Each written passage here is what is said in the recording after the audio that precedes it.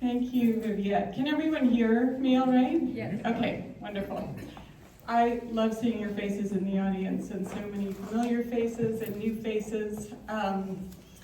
I thought we would introduce ourselves so that we could talk about, just introduce ourselves the way we want to be represented, and to tell a little bit, our story.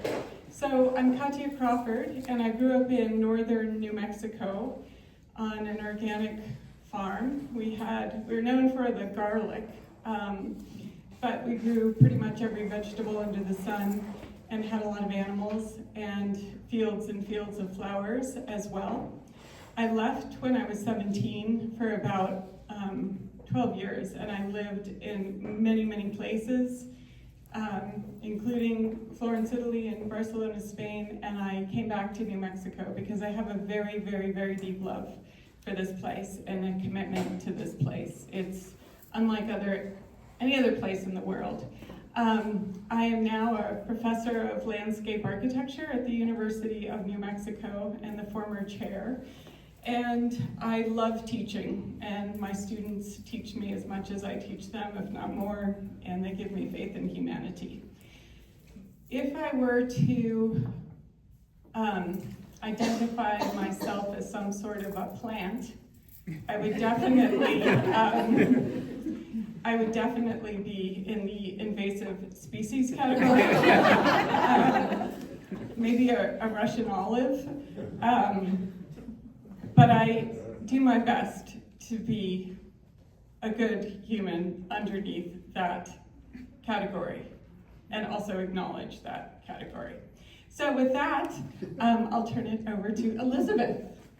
Thank you. That was really fun. So I'm Elizabeth Chiles. The work that you see on the gallery walls is mine, following Katya is exciting because I was just going to say, I live in Austin and I'm an artist, and I used to, I was a professor, and I have a big garden.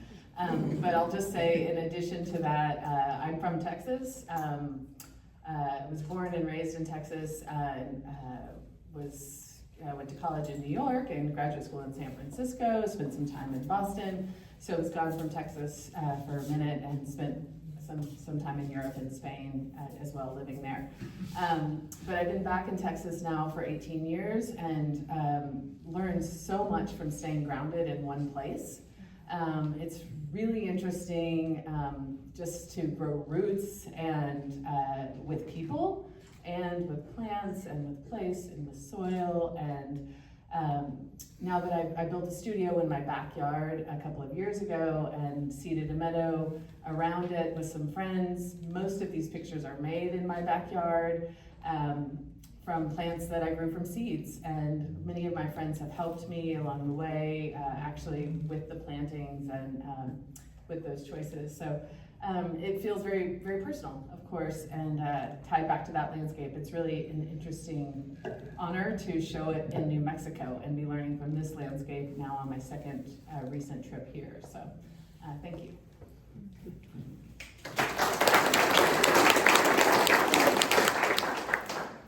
I am Laurel Ladwig, and I'm the director of the Backyard Refuge program for the Friends of Valle de Oro, and we encourage people to have habitat for our wild neighbors and use wildlife-friendly yard care.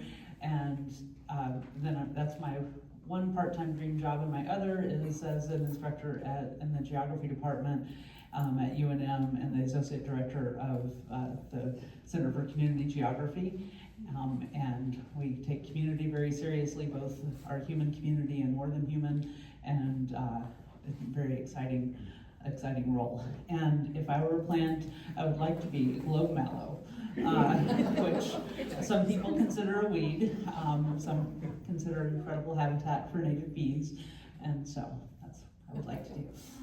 Thank you.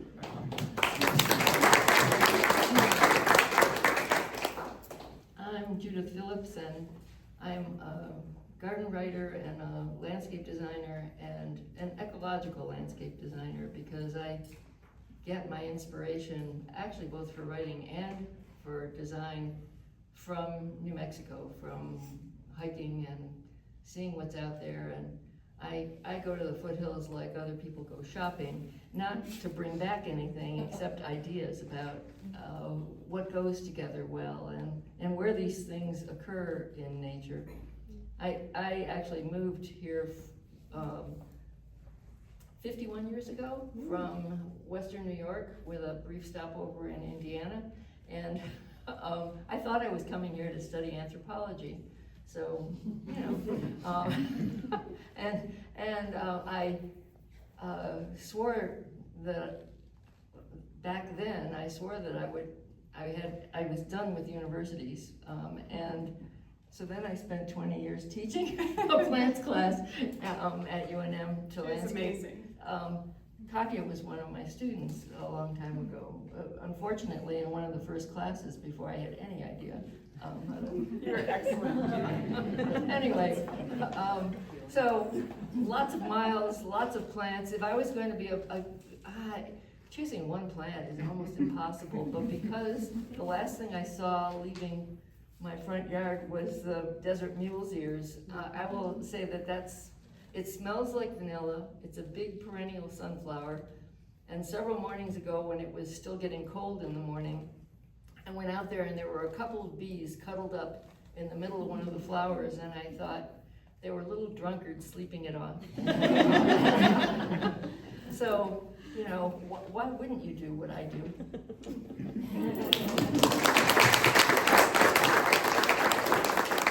Good evening.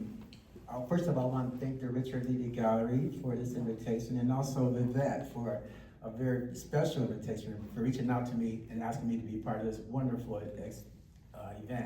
My name is Kevin Biggers, and I call myself an athlete farmer, and I've been in Mexico for about 8 years now. I started a farm in Corrales, New Mexico.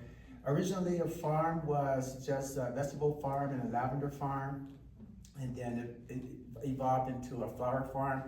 I used to sell flowers and vegetables at all the farmers markets about 7 years ago. But then about year 6, I started giving food away to people, and people started looking at me like, oh my God, why are you giving food away? And I was like, you know, they didn't have any money and they needed some food. So I gave it to them, and eventually, about year 3, I started getting really dirty looks from all the farmers, like, who does this guy think he is giving food away? So after one dirty look, I said to myself, that's it. No more food is gonna be sold. And so all the food that I grow in the last 5 years has been going to the Roadrunner Food Bank, and I average about 1,000 to 1,500 pounds of food. And it's like everything you can imagine when you walk into Whole Foods or Sprouts, all that gorgeous Coloradian and vegetables you can't even pronounce, I grow. And I give it to people for them to experiment, to grow, like, wow, I've never seen this in the food bank before. I'm gonna grow it, I'm gonna figure out how to eat it. And most of the food I grow, I call it medicine. And I call in my farm, Biggers Farm, I have the best soil on earth. And so you mentioned that how New Mexico is like one of the best planets on earth. And so with that in mind, I would say my soil is some of the best soil on earth, because I have an operation where not a leaf, not a twig, a pine cone, a pine needle, nothing escapes my property.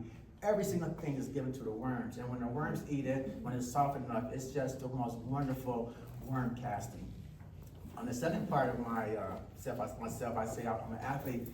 I'm in my 16th season in running track. I run the 100, the 200, the 400, and the indoor 60, indoor 200 meters in the Masters 60 to 64-year-old group. I've been to 7 world championships all around the world, and now I'm on the track for 2026 South Korea. I'm gonna be running in the Masters World Championship. So that's why I call myself a athlete, farmer. I'm always sweating, I never stop.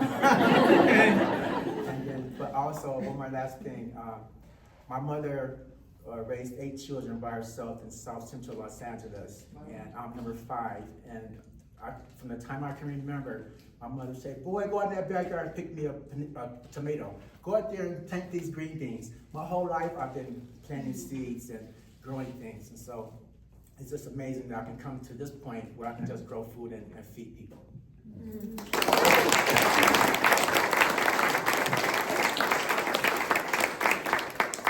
Wow, what an extraordinary group of people. I'd like to start by asking, about the work on the wall. So we're sitting in a gallery and there's these incredible photographs and collages on the wall, and they're still.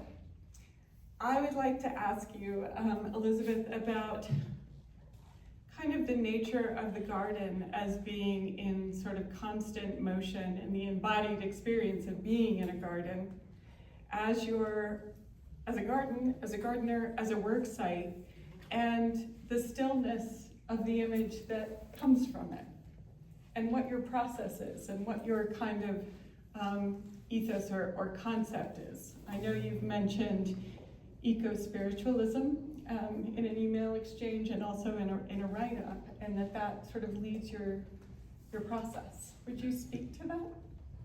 Sure. Thanks, Katya. Well, of course, that's a multi-part question. Yeah. I'm just like gonna jump in somewhere, I suppose.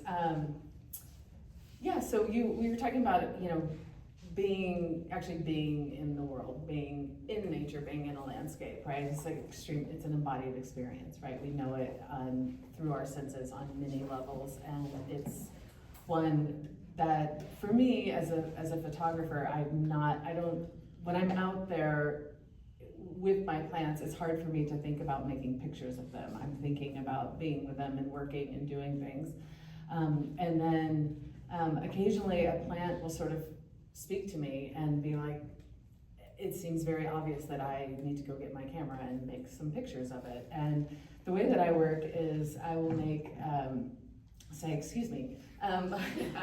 I'll make a dozen or 2 dozen or 3 dozen images of the same flower, a single flower or a situation, and then go back into the studio and start looking at what I've made and sort of flagging ones that I find interesting. Maybe they have biological detail, or there's a way that the light is moving through them that is of interest to me. And from those pictures, after I've sort of flagged a series, I start combining them. So I go into Photoshop with all of those files sort of open and just start cutting and pasting and building an image. I think all of the pictures on the wall here are collaged in that way. Some appear to not be collaged, like it could be one single frame, or it's like a breath, and some seem more elaborately constructed. But that's how they're made, and I think in the process of layering the pictures and of building an image, that there's hopefully something that translates for people looking at them. And what that translation is not really exactly for me to say, but I would just suggest that anybody who's a writer or a musician or in any way translating their experience into a form of art, that if there's, I think, behind it some truth or beauty or poetry, that then it becomes an artwork that has a language that moves people, that people sort of can feel something from.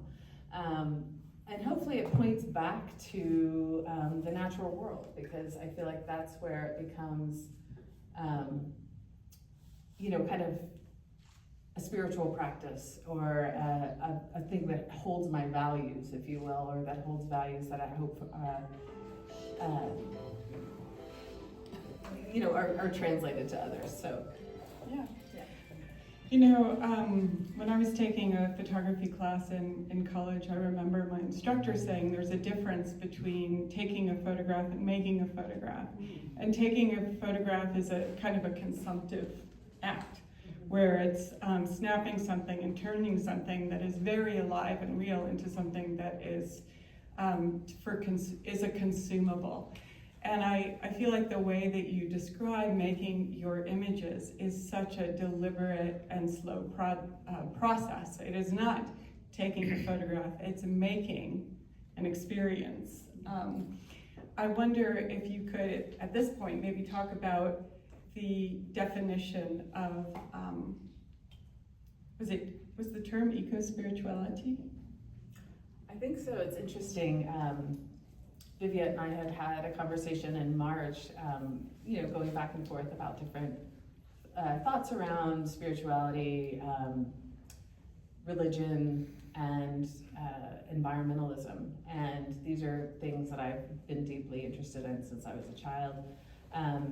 And actually, I hadn't ever used the word eco-spirituality. It was the gallery that I saw it in, I think, a write-up or something. And it was like, oh, this is so, it feels like a nice term. I'm totally down with it. These are hard things to talk about, you know, in some ways, and I think they're embedded in metaphors, or they're embedded in actions or choices. So it's not something that I feel like I need to necessarily wear on my sleeve all the time. At the same time, it's sort of the work that I'm trying to do, and I actually really like the term because it brings these two worlds together in a way that feels kind of accessible or exciting and new, if that makes sense. It feels relevant to our time, which I think is important when you're talking about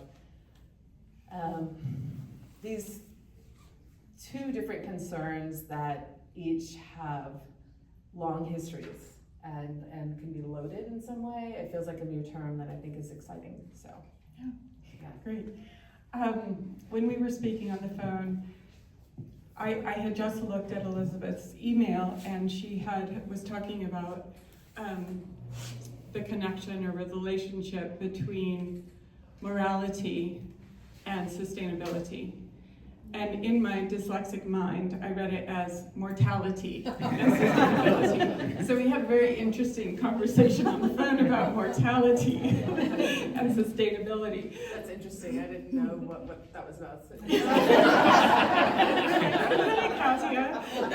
I kept thinking, yeah, mortality, you know, death becomes life, you know, everything is in motion, you know, I was going off on this, you know, thought. But I think that's a good transition to talk about, land ethics and about morality and about our position as people, invasives, natives, exotics, however you want to describe it, within the world. And Elizabeth and I, when we were speaking, were talking about how much braiding sweetgrass had influenced our thinking. And I had also noticed that in Laurel's email, there was a tagline at the bottom of her email that gave credit to Robin Wall Kimmerer in renaming sort of pronouns for what we might consider nature, that you don't call the outside world and things in it, that key is a term that is more appropriate, and the plural might be kin, and it relates to kinship, to a very embodied relationship with other living things in the world. And I absolutely loved that was at the bottom of this email. And I would just, I'd invite you to speak more about that and how it influences, that perspective influences the work that you do with the Backyard Refuge program, or even in your classes, however you want to engage it. Yes, I've been so inspired by Robin Wall Kimmerer, and I love this in particular, to not objectify things as it, not to objectify beings as it, leave it for the things like airplanes, and call our living neighbors key or kin, and just because it makes people think. Unfortunately, he sounds a little bit too much like he and so, but just having that awareness that we are surrounded by a living community, including the weeds in the sidewalk, and how that community can thrive or be challenged by our actions. And there's so many easy ways to benefit the living community. And so that is the focus of the Backyard Refuge program, to help people help our wild neighbors in our challenging times. And it really is so easy, because even a tiny patch of habitat really helps, especially for pollinators. Our goal is to have a mosaic of habitat all across the area so that our urban wildlife can find space to be. and the resources that they need. And so we're working to create that with the Backyard Refuge program. And then with my geographer heart, we're mapping that effort to show where our wildlife refuges are, where our backyard refuges are, where wildlife has been observed, as we need everyone out there seeing what's happening. If you see you have bumblebees in your yard, go and look and find some more plants that support bumblebees and add them. If you see seed-eating birds, leave those seed heads over winter so that the flowers, having spent all that effort to make those seeds, to make that food, that it doesn't get tossed in the compost or the trash. And so there are just so many really easy ways that we can support wildlife, and starting with Key and Kin, starting with that sense of kinship and community is so important. Love it. Great. So, just because you've mapped it, roughly how many people have engaged in the program, or backyards have engaged in the program? I know there are a lot that probably aren't like the thousands of gardens that Judith has designed that aren't actually certified as being a pollinator friendly. What is the certification again? So the certification is as a backyard refuge, and it's basically to show that you want to share your space with wildlife. And that can be an acre with tons of habitat, or it can be a container garden with some flowers on your balcony.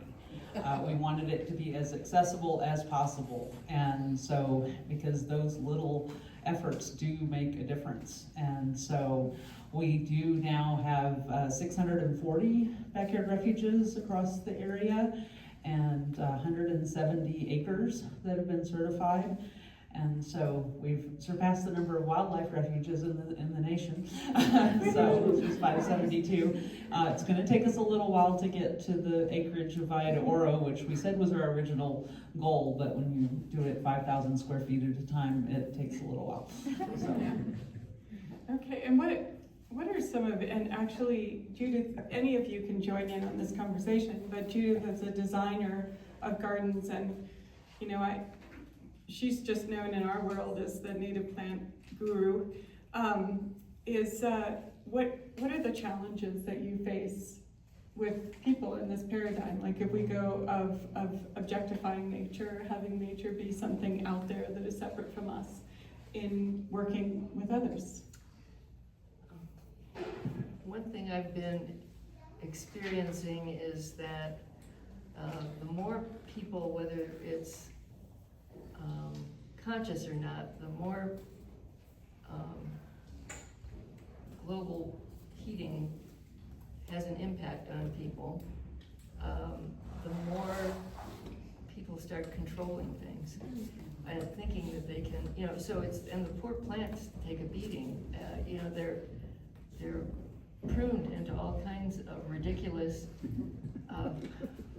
you know, hard shapes, and I can't, and this is just me, I think, psychologizing, if that's a word, but it seems that and my whole goal as a designer is to get people outside and to get them immersed in their landscape, and sometimes it's really interesting because people over-maintain most native plants. They water too much, they fertilize. The plants never need fertilizer. Well, not never, but almost never. It's, you know, you might fertilize to correct a situation, and usually that situation was caused by you, and so step back. And but anyway, it's I just think the purpose of a garden anymore is to make people more aware of where they are and who they're sharing that space with. And the more crowded it is, the better. I can just say that when you mentioned about the photos and taking pictures of the garden, at my house, almost every single rose, I have about 75 different roses and about 150 gladiolas and about 200 dahlias. And just every single flower that passed by, take my picture. Hey, wait a minute. Hey, wait a minute, get over here. And they have attitudes, and they know you. It's amazing. And then when you do all that, then there comes your bees. Your bees will come. And if you let your flowers go to seed, all your vegetables, no matter what, if you let anything go to flower, you're gonna have so many bees. It's amazing. And then, as you mentioned, it's just a calming effect when you walk around in your backyard, in your garden, and it starts to talk to you and speak to you, and you have an ecosystem. I have an ecosystem where you might see a hawk, falcons, all kind of birds, predator birds, feeding birds. And then I have a pond with over 60 different koi fish, and from that koi fish pond, it's a whole nother ecosystem, because now I have rabbits, raccoons, and I had to put a wire around so the raccoons won't destroy my pond. And I just had to put a heron there because I have a night heron coming to my pond looking for fish. So it's a whole ecosystem of predators, but it's amazing. And now my rabbits, at first I used to have like the scarecrow thing to scare the rabbits away, but now, you know, I've learned that it's enough food for even the rabbits. Because I'm like, it's gonna be enough lettuce to take to the food bank, just let them eat. So now I don't even chase the rabbits away no more. And the coyotes, they have a convention in my house every night. It's crazy, it's amazing. So it's an ecosystem, it's all together, but it's very promising to see that when you plant seeds, and once you say, hey, I don't know, I'm not a gardener, just say, hey, seeds know what to do. Just plant them and nurture them. And then you'll learn that over time that people will attract to you, because now you're calmer, you're more peaceful, you're more loving. You're amazing. Whoever thought that a boy from the hood makes good like this? I mean, growing flowers. If my friends from South Central Los Angeles saw me say, my God, Kevin, how'd you learn how to grow a gladiola? I couldn't even pronounce a gladiola 2 years ago. So yeah, but anyway. Yeah. That's funny. My dad was determined to have a pond, and small pond, and the raccoons would come and take the fish out of the pond. So then he puts a wire around it and some flashing red lights, and I would tease him, and I'd ask him how his prison pond was doing. We've since taken down the fence, and the flashing red lights, I think, are still there, but we have way too many fish. I'm like, what are you doing, raccoons? Where are you? Yeah. Those lights work. They're called coyote lights, and you put them on around the perimeter, and they blink, and they literally keep the coyotes out. So no more conventions at night for the coyotes at my house. Well, I think all of you have answered this question to a certain degree, but I'm really curious about what your garden or the process of gardening has taught you. I feel like where I am today in the way that I live in the world and what I've chosen to do as a profession is directly related to my working with the land growing up. It just took a while to find it. Is anyone ready with an answer, or do you need to think for a minute? Just off the top of my head, it's taught me patience. And again, you just can't plant a seed and just want it the next day to be there. So it has to develop, you have to nurture it, and you have to do all the things in between, all the steps. And then you're motivated. You find motivation in planting seeds, because now you can look forward to something. It's like, oh my God, this is gonna be great. And now you wanna go out there and pick those squash plugs off those plants, because you're motivated to have some wonderful squash. So it teaches you a bunch of things about gardening. And I think one thing is, for me, in the last 7 years, it's taught me how to be social, because I've met so many people in the last 8 years I would have never met had I not been growing vegetables and flowers. And so I just think it's just, for me, a social escape, and to have, it's my mission, it's my calling to feed people. That's what I've learned. And I love that idea that the seeds know what to do. I'm going to use that. Don't worry, the seeds know what to do.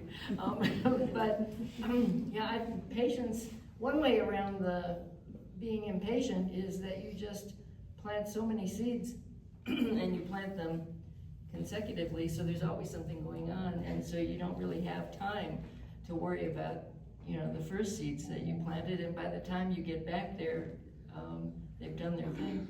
So I think what gardens have taught me is how much a part of a system, of a community, everybody who participates in gardens is,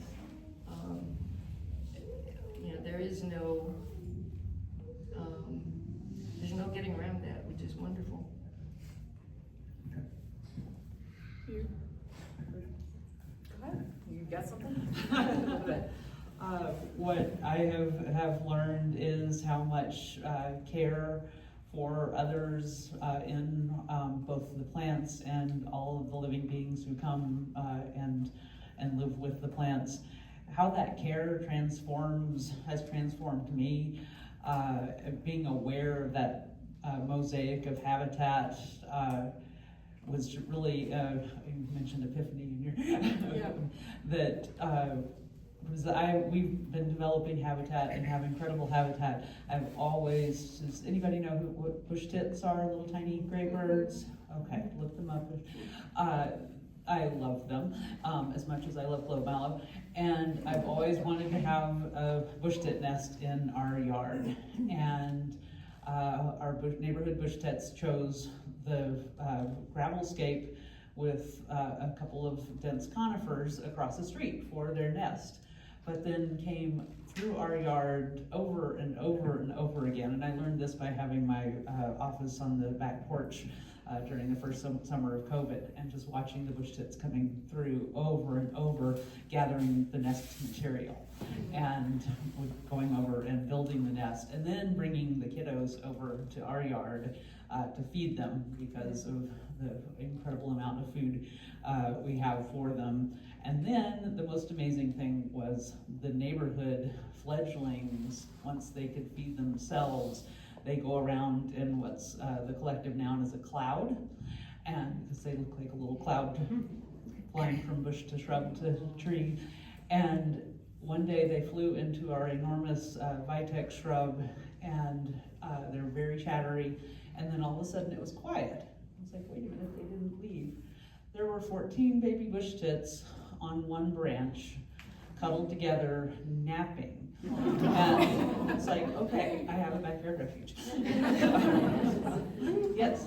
Would you mind describing the nests, because they're very unique, and I think people would be interested in hearing about their nests. Yes, they're incredible. They're all made of plant matter, plus a couple of other ingredients.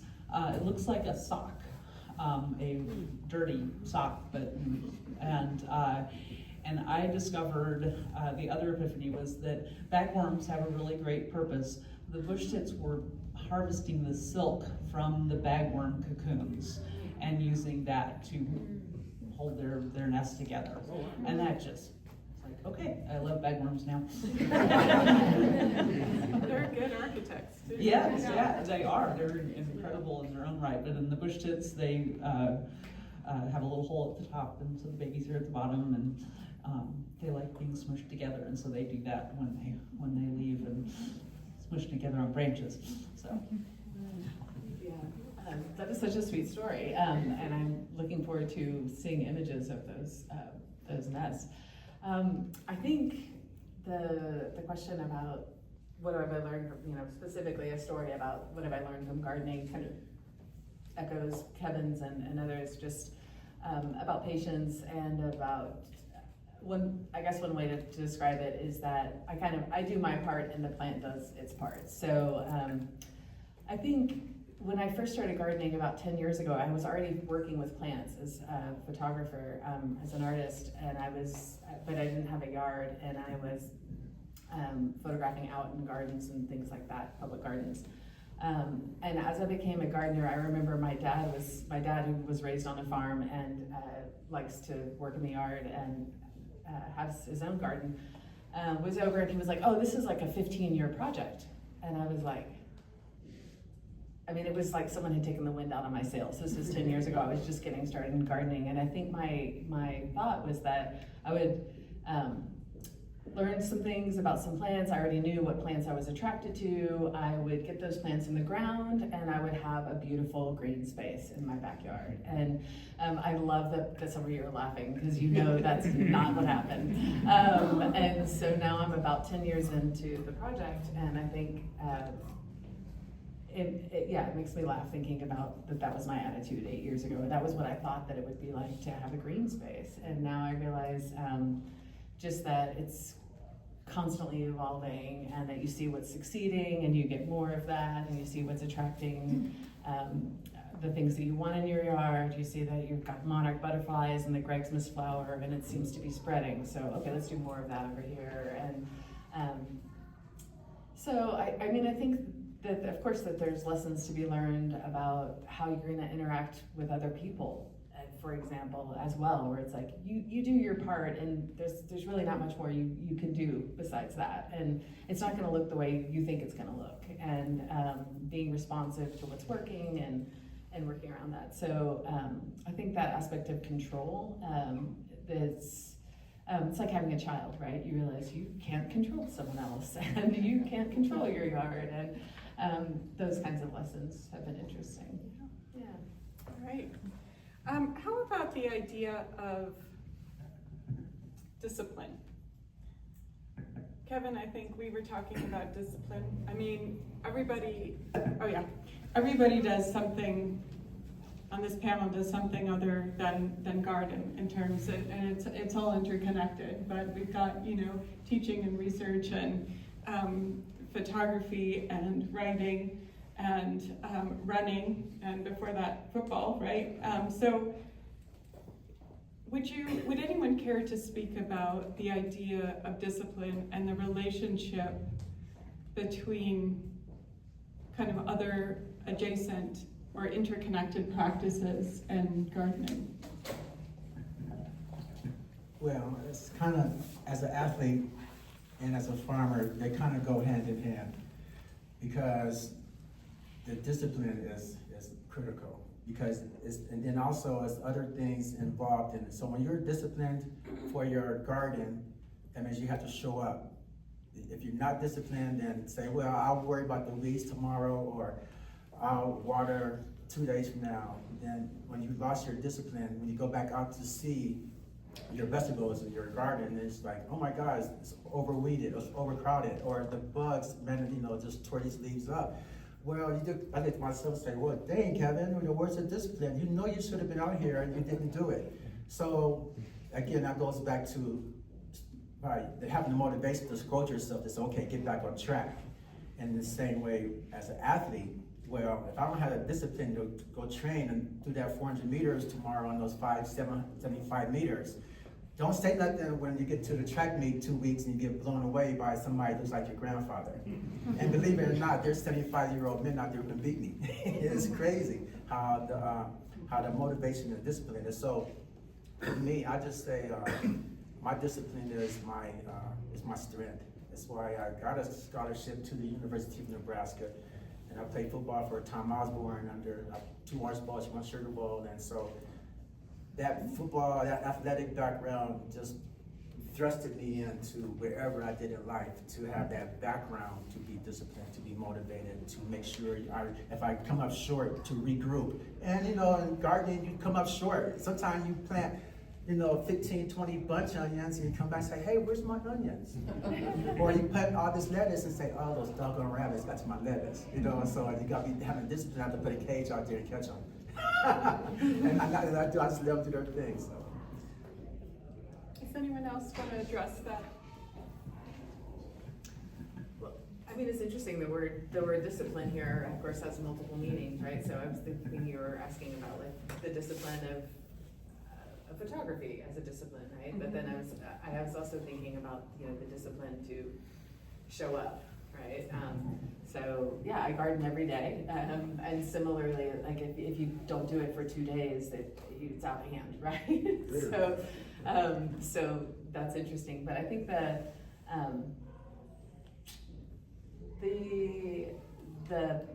whatever I'm seeing in the garden is what sort of shows up in the work, basically. There's an entire body of work that's with this one poppy that I photographed a few years ago. All of those images are that same poppy, a single poppy, and of course, as it's being blown by the wind, the petals take different shapes, and so it looks to be a different flower, almost a different species of flower in different images. But there are other works in the show that were also made from those poppies.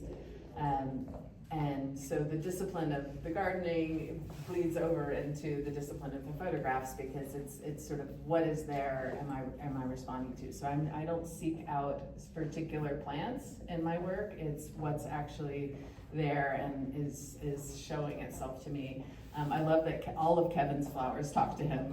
That I'm so grateful that not all of mine do, because I don't think I could catch up with photographing all of them. So. She's grabbing my vase. I brought some of the flowers that I grew. I have a flower club, about like 23 people, and they get a vase every week. And so, and I work with a couple of. Kevin, you want the mic?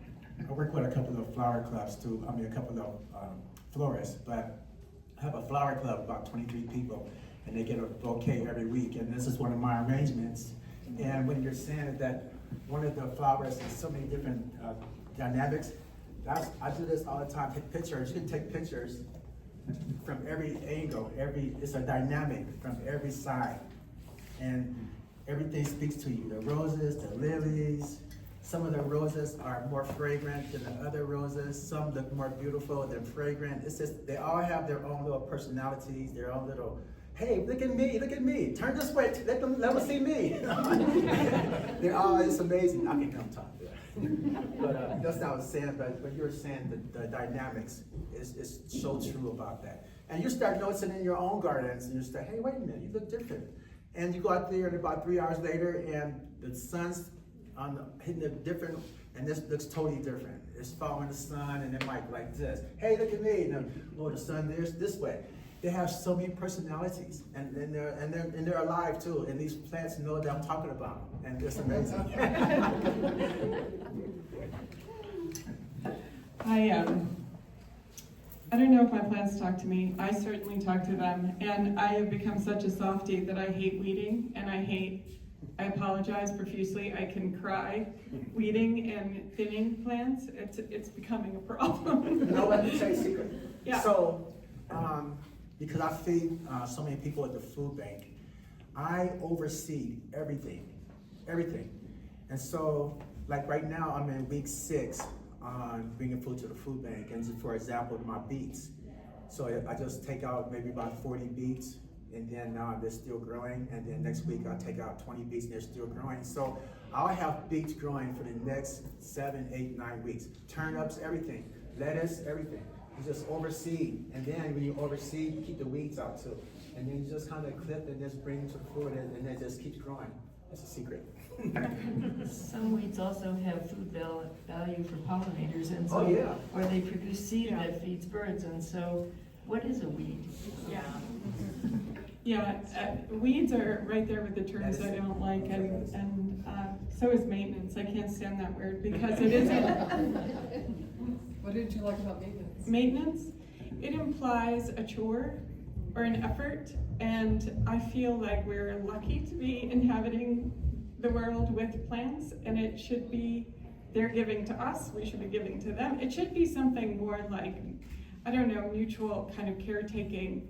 I don't even like stewardship because it suggests a hierarchy, and I don't want to get totally caught in the world of being too, PC or whatever, but I feel like language is so important, and there's such a massive divide between thinking of ourselves as separate from nature, that if we see it as some sort of co-collaboration, I just think our world would be so much better.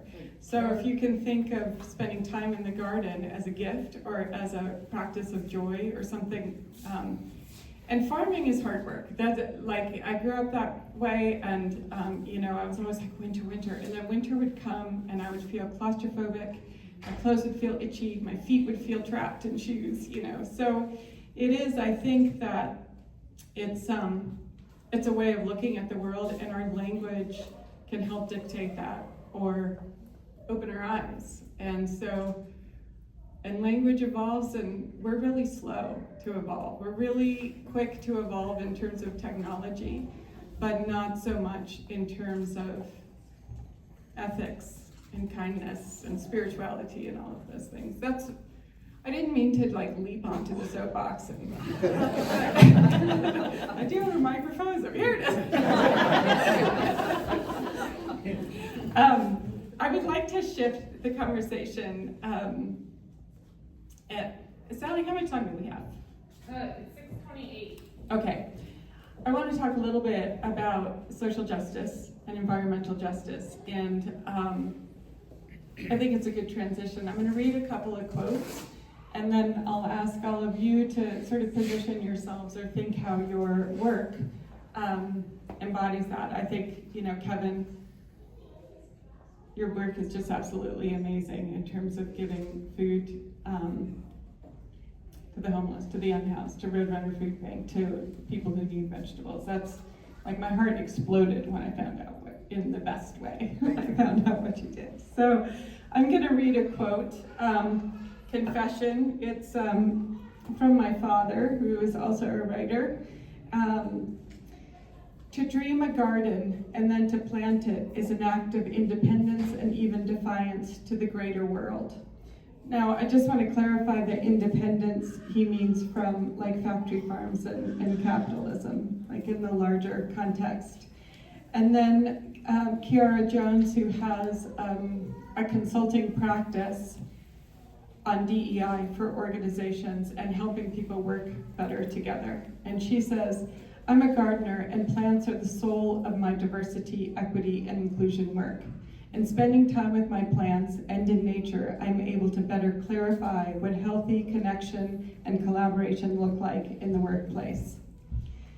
As a gardener, I understand that a successful harvest requires collaboration between myself, plants, bugs, insects, bacteria, soil. As a gardener, I never see the harvest I produce as a singular endeavor. Instead, I see gardening as a group project. So I'd like you can use whatever terms you want. I'm using the word sort of social and environmental justice.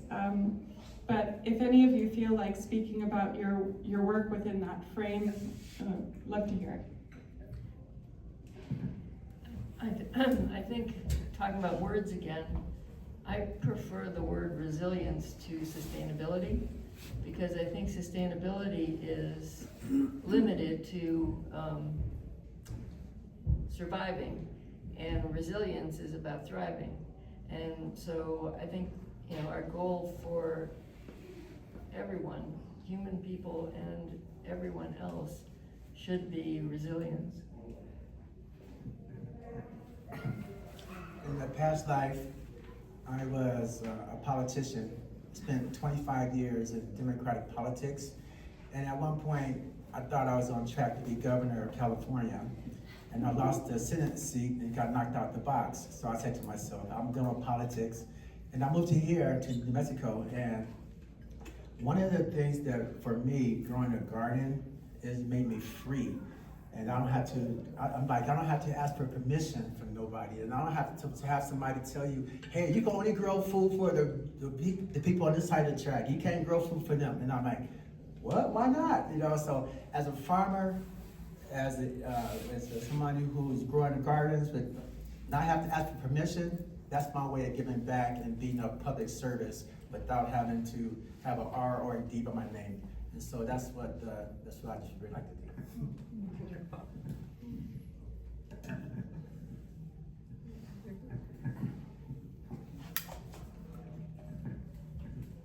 Well, being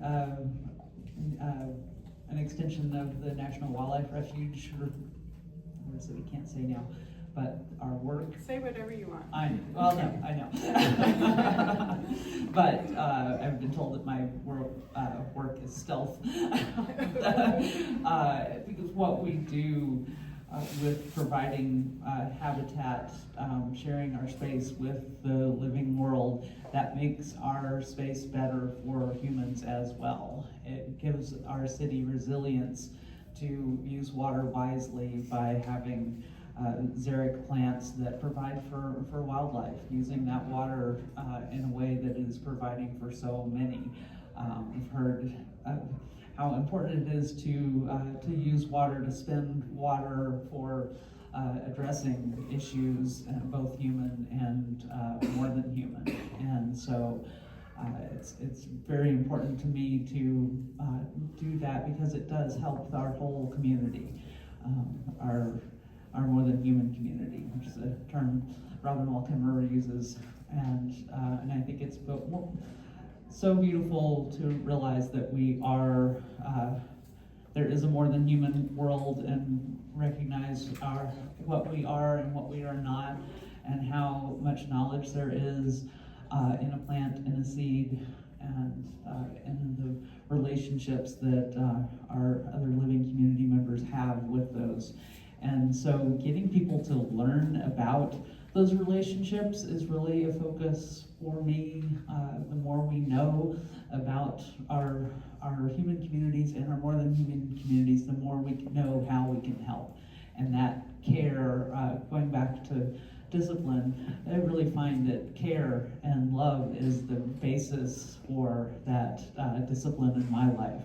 I clean out the bird bath every day so that it is fresh for our neighbors.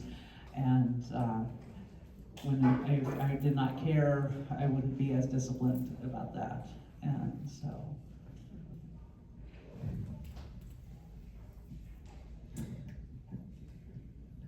Would you like to add anything, or you? Sure, thanks.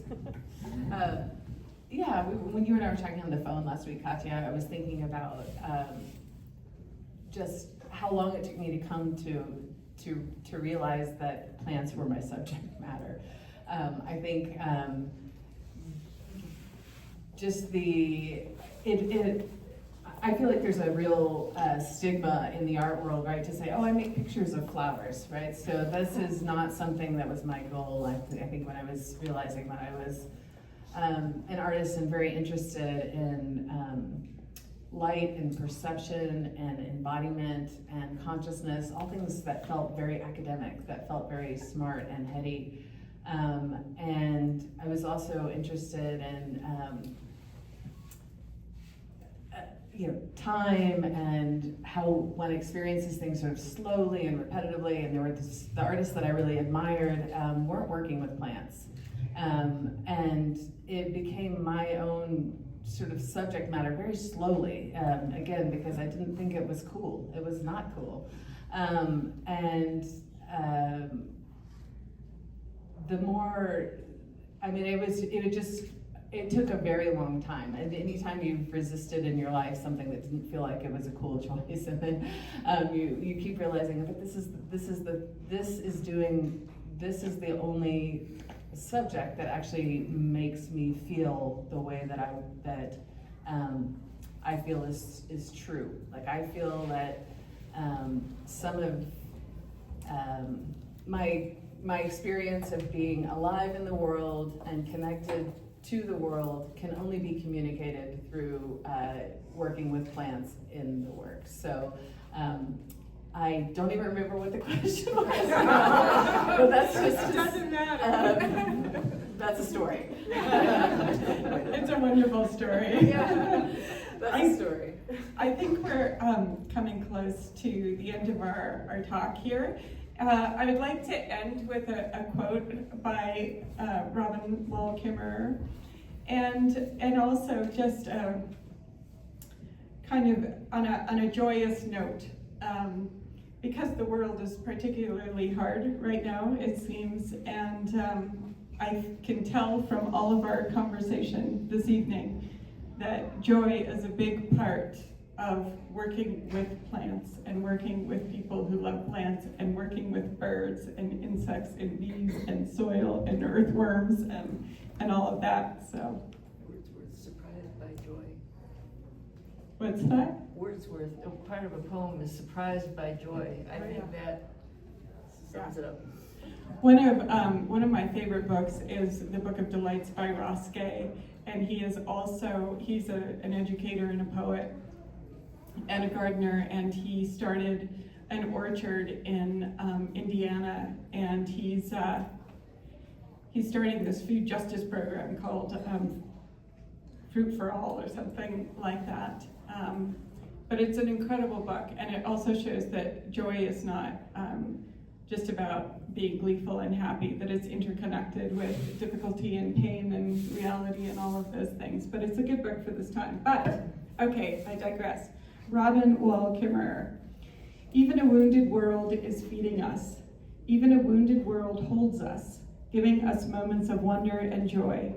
I choose joy over despair, not because I have my head in the sand, but because joy is what the earth gives me daily, and I must return the gift.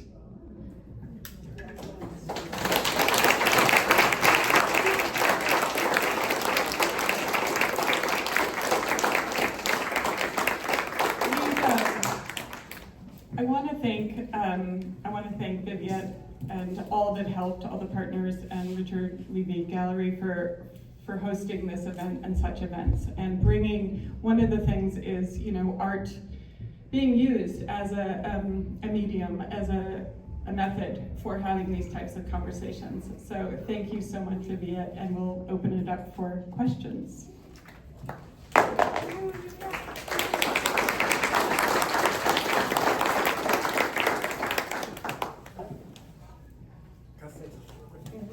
So I have Facebook, Kevin Biggers, and it's a public Facebook, and I use it for athleticism and farming. So you can, all my pictures, I post about 30, 40, 50, 60, 100 pictures a day of the flowers and my workouts. So, but mostly if you're interested in seeing the food that I harvest every Thursday, so every Thursday I post all the food that I harvest to the food bank, and so it's just under Kevin Biggers.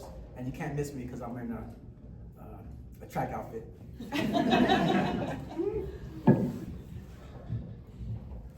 Anyone have any questions for the panelists? We got one. Hi, I'm Leah. So I have a background in expressive arts therapy and combine that with ecotherapy. So when you were talking about eco-spirituality, I really resonated with that. And I remember a quote about having to look at the spaces between the leaves. And some of your images really evoke that, like this one here, and the larkspur over there. That sense of like being in the meadow with you. So I just wanted to honor that and also ask, I'm of course interested in emotions, and what are the emotions that you went through in some of these pieces that you put together here? Thanks. What fun. Thanks for coming and asking that question and making those observations. Yeah, it's interesting. I have a friend who, speaking of language and what we say matters and how we define things, and people call open space in artworks a lot of times negative space, and she's the first person that I've ever heard sort of take issue with that and say like, it's not like, why is it negative space? It's like, it's very deliberate, this open space. In my work, I think about atmosphere, I think about that word, I think about things that are immaterial, right? I think about breath, I think about receiving, all of those, we need space for that, and so there's space deliberately in the works. Sometimes I like playing with like, how crowded can a work be and still feel like there's breath in there, or there's a place for my mind to feel at rest. So that's fun, like game to play. When I'm making the work, like when I'm actually photographing, that's the most fun part of the making of the work, for sure. Because at that point I'm like super connected with the plants and like really having fun with them, and it's very athletic. It's very athletic. It's actually, a lot of times I get up and I'm like, oh my God, I just like sat with my knee twisted around while I was like trying to get up under something. So that's one feeling. And then I think building the collages is oftentimes fun, but it's interesting. It's like very much a flow state situation where I'm not really conscious of what I'm doing. It's just like grabbing and yes, no. And I think my daughter's here, hey sweetie, And she knows that sometimes she'll come in the room and say, "Hey, Mom," and I'm like, please, like, not in this moment. It's, you know, you can't get back to that place again because you're not even sure how you got there in the first place kind of feeling. So I think all of those stages of the making of the work are different kinds of pleasure, of discovery and of excitement and of like things kind of taking over, like the process of collaging kind of taking over. That's really fun. The printing and the framing and the getting it to the show, all that is not fun at all, right? So that's production. So yeah, but the best part is the photographing, and then the collaging is also fun. And I think I've said all that. Thank you. Thank you. I don't think I need a mic. Okay. I thought what the gardener said about reading and having that kind of empathy, when you pull a weed out of the ground, is that in that view? Or who was that? I Okay, great. I was down here, I couldn't see. That was really touching, and because all weed, and I just throw it, and what do you do with the weed? I mean, can you recycle it and feel good? I mean, every act we do is Yeah. kill it, right? Yeah, And right. breathe, Well, it's part of our life cycle, but that's something so deliberate, and you pull it out of the earth, where it's all grounded and feeding itself, and everything's acting on it for life, for positivity, and then we just yank it out. I never even thought about that.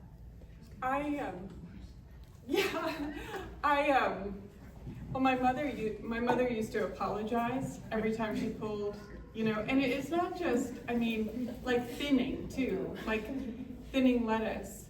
And we would always eat as we were thinning our vegetables, just eat them. And, you know, my mom was like, "Thank you." And she'd kiss things, "I'm sorry." You know, she was very much like that. So that's definitely where I get it from. But I also realized that it is making room for a stronger life next to it. And that even in the death of a plant, it becomes life for something else in terms of soil building and whatever. I just happen to be a very emotional person. So I didn't used to be such a total softie. It gets more and more with age, but I just think about that cycle. But I'm glad about that, because every time I eat something, I'm thinking about what it is and where it came from. And it can be kind of exhausting, but you know, I think too about even what's happening in Gaza. I think we are always talking about children and people, and it's so incredibly heartbreaking, but I'm also thinking about animals and soil and plants and water and all of those things, you know? It's all connected. We can't live without them. They can likely live without us, all of the other things. But we're just hugely interconnected. And all of us as people, we can't live without causing death of something or something. And yeah. So, I'm sorry, I say that a lot. I'm sorry. Thank you, I'm sorry. I think we have time for one more. Do you need a mic? No. I have a takeaway that I'm just surprised at, so I want to share that, is that I appreciate it. And it came from when Kevin said the word social. And he was talking about the people he's met and different things. But I have viewed gardening as an act of solitude, an act of I'm going in and having this time to myself in some way. And what I got from what you all put out so beautifully was the idea that gardening is a social task or an act, that what you're interacting with when you're with the flowers and the soils and the insects and the birds and everything is an incredible social activity and not an act of isolation and solitude. So I thank you for that. That's wonderful. And I think too that when you're making a living from doing that, you're interacting with people, whether it is through bartering or trading or exchanging or selling or any of that. But yeah, it's a whole living world, social world. Well, thank you. Each one of you really brought something special to this conversation, and I really deeply appreciate this. Please give everyone